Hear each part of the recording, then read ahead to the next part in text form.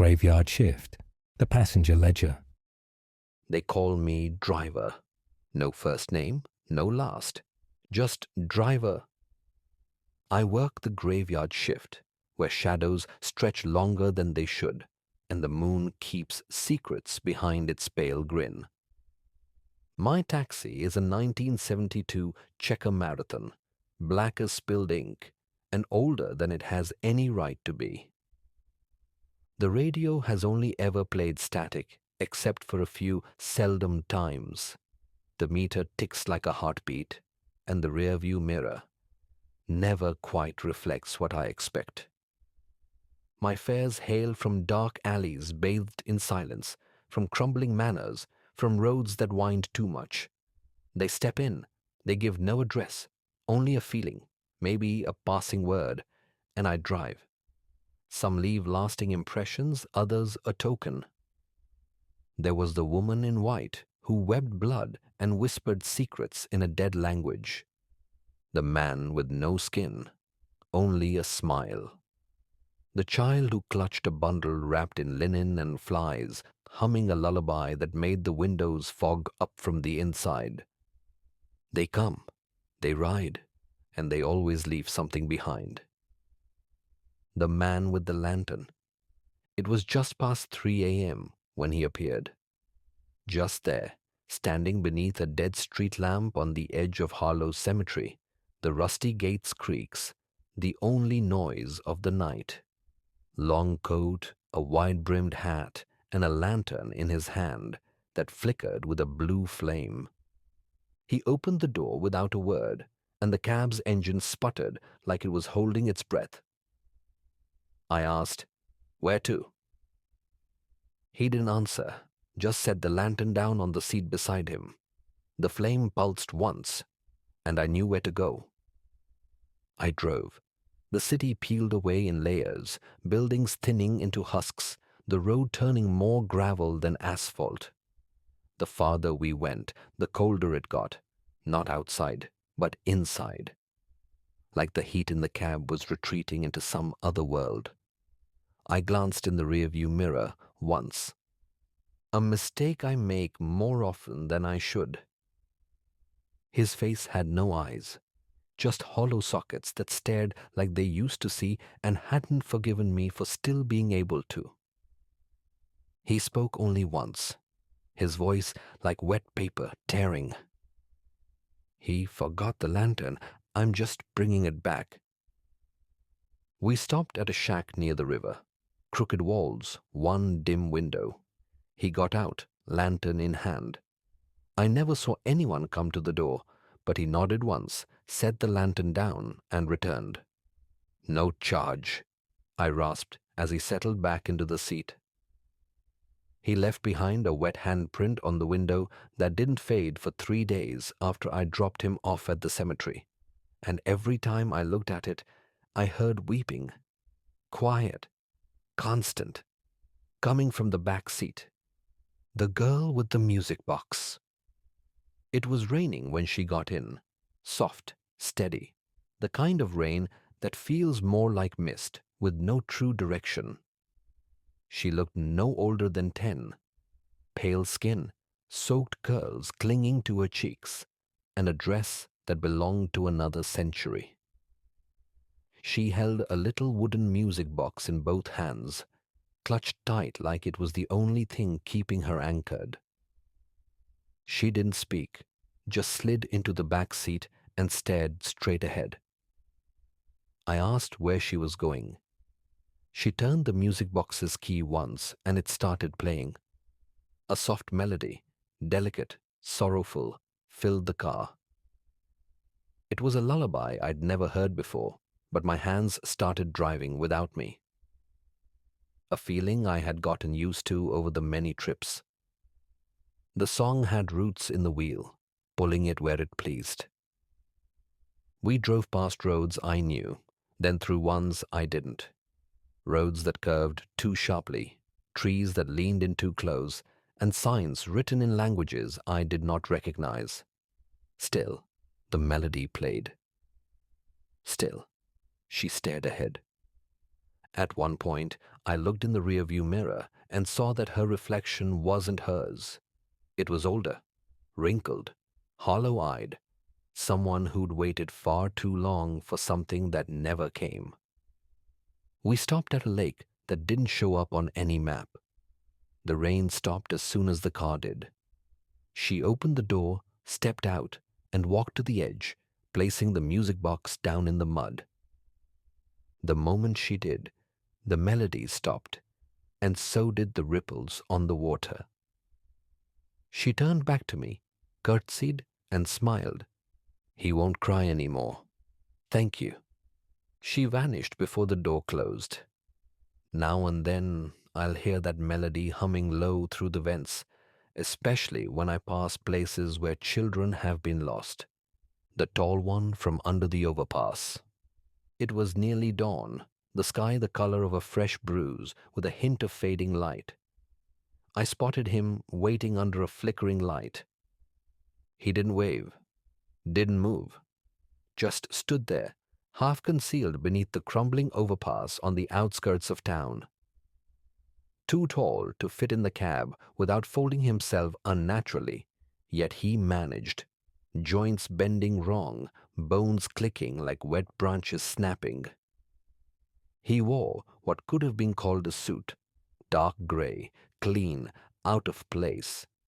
His skin was pale and thin, like parchment soaked in river water.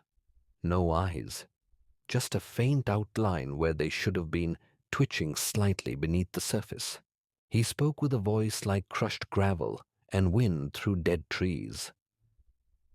"Take me to where the screaming stopped." I didn't ask. I drove. We passed shuttered mills and silent playgrounds. He hummed under his breath, a sound I couldn't place but stirred something cold and ancestral in my chest, like remembering a nightmare you never actually had. As we neared an abandoned mining town, he leaned closer to the glass. His breath fogged the window, but didn't fade. He whispered, "It was loud here once." I parked at the edge of a collapsed shaft where the earth had swallowed a whole building decades ago. He got out, stretched, and touched the ground with one long finger. Still warm. Good. Then he sank into the soil. Just gone, like the earth had always been waiting to take him back. In his place, he left behind a stone, smooth, black, and warm to the touch. I keep it in the glove compartment, but sometimes the radio mutters when I do. And once, just once, the cab screamed. The man who forgot his name. It was foggy that night, the kind that creeps low and rolls in thick, like it's searching for something or someone. He was standing by the side of a road that didn't have a name, just a rusted sign with peeling paint and bullet holes. Thin coat, slippers, and hospital pants. No shoes. His face was weathered, expression slack, like he'd been waiting a long time and forgot why. I get a few of his kind a night. He got in slowly, looked around like he wasn't sure what a car was. I asked, "Where to?" He blinked. "Home," he said.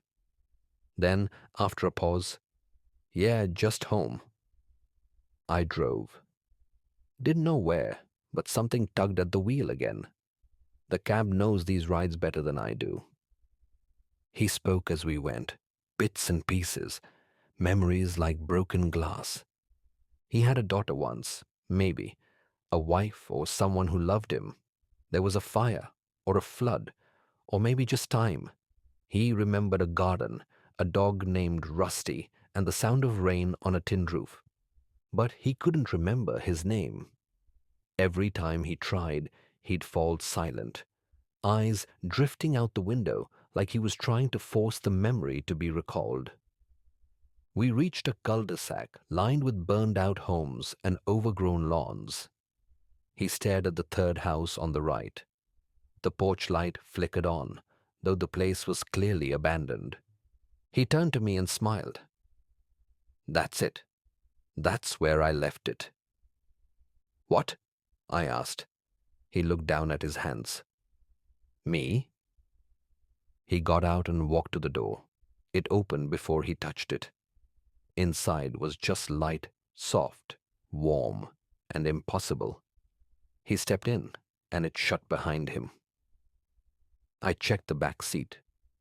2 burnt quarters and a name tag sat there now. Just one word, printed in faded red. Remember. I keep it pinned under the dashboard. Every now and then, someone stares at it a little too long, like it means something only they should know. The Sackcloth Prophet. He flagged me down in the dead zone between city and forest, where streetlights end and never shine. Dressed in rags, burlap robes tied with thorned vines. His face was wrapped in the same sackcloth, stitched tight over his eyes and mouth. He didn't speak, simply faced my cab as I drove up. He slid into the back seat without a sound.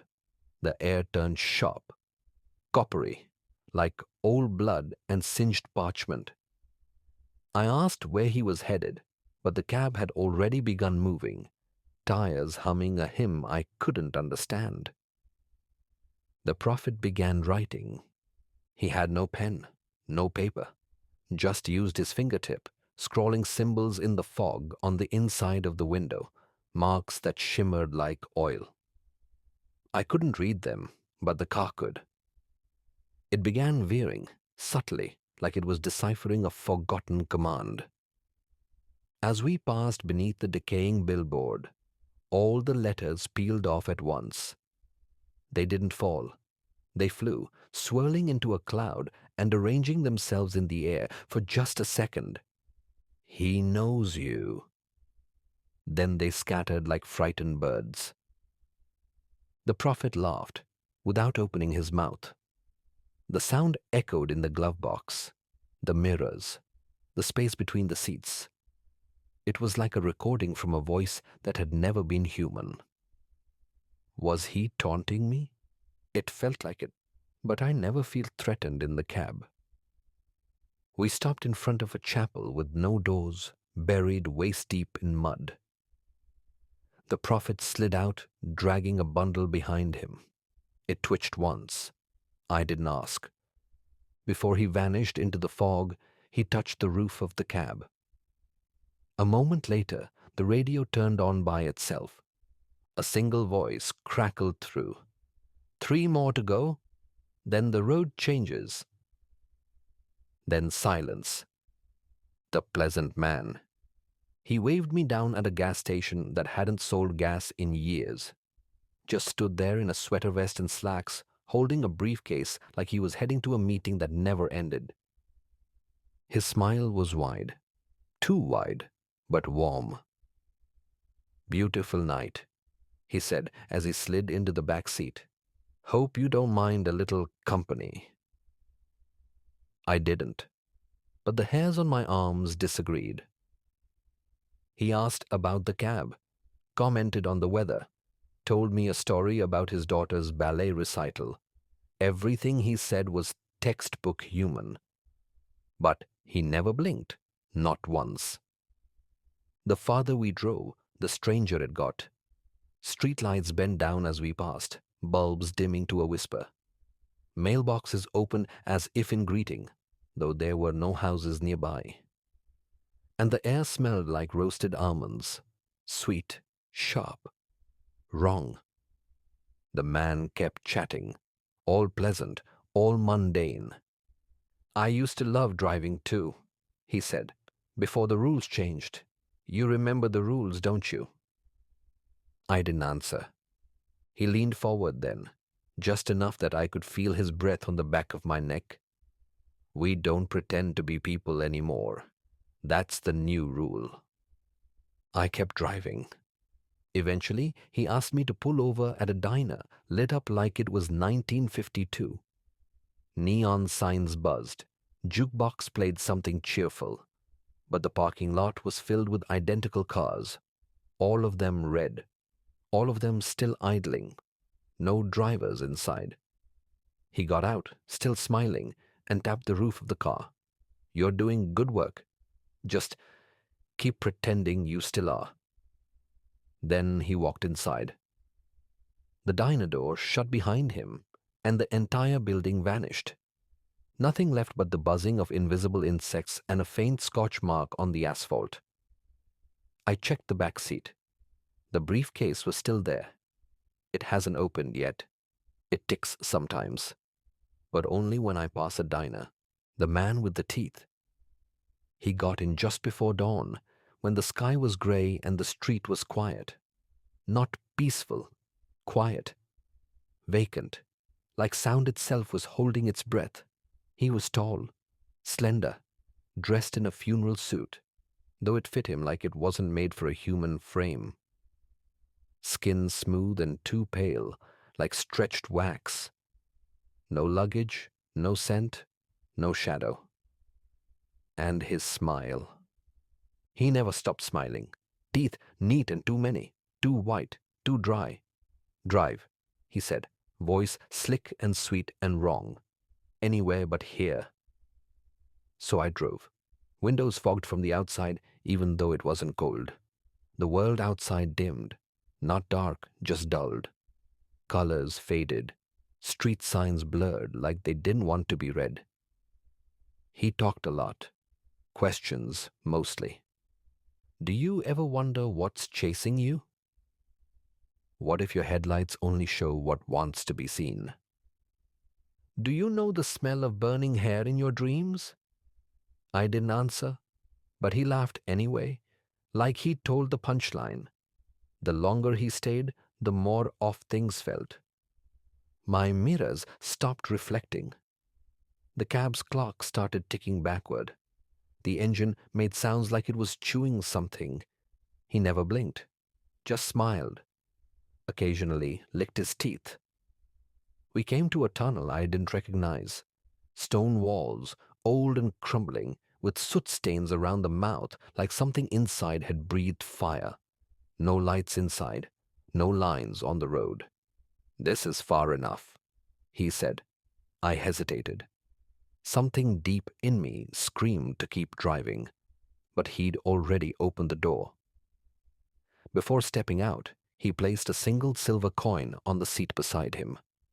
It hissed when it touched the leather. "Thank you for the ride. You were always going to bring me here."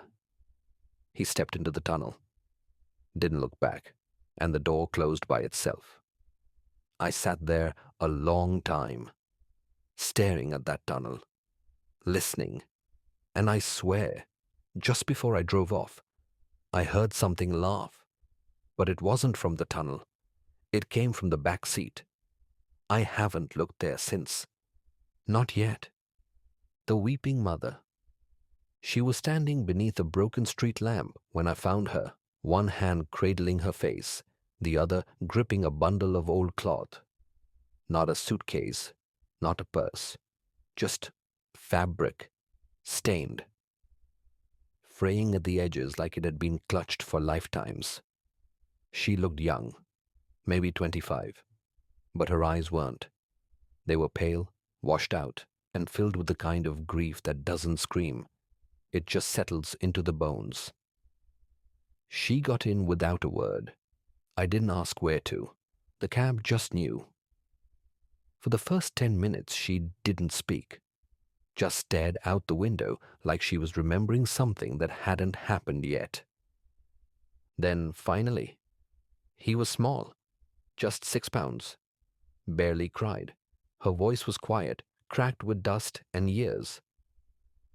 I named him Elijah, I think, or maybe that was the name I was meant to give him. She clutched the cloth bundle tighter. "The nurses said it wasn't my fault, that these things happen, but they don't know. I still feel him." The cab kept rolling, and the road began to shift. Trees thickened, street lights faded, the air grew heavier, like the night was watching. We reached a park I didn't know existed. There was no gate, just a crooked sign with peeling paint and a still lake behind it, smooth as glass, reflecting nothing. She stepped out slowly, barefoot, the bundle still in her arms. A child stood at the edge of the trees, small, pale, smiling, wearing clothes no child wears anymore, shoes scuffed by decades. He held out a hand. She hesitated, just for a second, then smiled, and it changed her. All the weight, all the ache lifted from her face like mist from the lake. She walked to him. Hand in hand, they turned and disappeared into the woods without a sound, not even footsteps. I waited. A moment later, something tugged the back door closed. I looked behind me. The seat was empty, except for the cloth bundle. I opened it once, just once. Inside was nothing but dried flowers and a hospital bracelet with no name, the one who knew too much. He got in with confidence, not nervous, not curious, just sure. He wore a leather jacket, scuffed from travel, boots streaked with mud that didn't smell like any soil I'd ever known. There was something feral in his smile, like a wolf grinning right before the bite. He didn't give an address. "You'll take me where I want to go," he said. "That's how this works, right?" The doors locked themselves the moment he sat down. He noticed, smiled wider. "Cute trick, but I've been in worse things than you." The cab didn't like him. I could feel it in the wheel, tight, twitching. The air inside buzzed faintly, like a wire was just about to snap. I stayed quiet. Sometimes silence is safer. "You've been driving long?" he asked. "How long before they hollow you out and wear your skin like a uniform?" I didn't respond. He kept talking. "I know about the tunnel, the lake, the watchers. I know what the ring means. I know what's under the floorboards of this car." Then he reached forward, fast. His hand moved too much like a shadow. Long fingers, jointed wrong. He grabbed the dash like he meant to rip it open. That's when the cab responded. The seats pulsed. The rear-view mirror cracked without impact. The floor shifted, just slightly, like something underneath had woken up and turned over in its sleep. He froze. "That's new." I looked at him through the mirror. "You shouldn't be here." His smile faltered. Then the cab locked again. A different sound, deeper, final. The air grew hot. The windows fogged black from the inside. The lights outside disappeared, one by one, like dying stars. No, you don't get to." Too late. The cab stopped on a road that wasn't paved, not even real, just roots, bones, teeth. Something opened outside his door. It didn't knock. It didn't need to. He screamed once, not loud, but sharp, like a blade pulled too fast. The door opened, then closed. He was gone. The cab exhaled, vents rattling like lungs releasing a held breath. The engine settled. The lights returned. I drove on. The seat where he sat stayed warm for too long, and on the dash, burned into the plastic, were 5 finger-shaped scorch marks. They're still there. I don't clean them.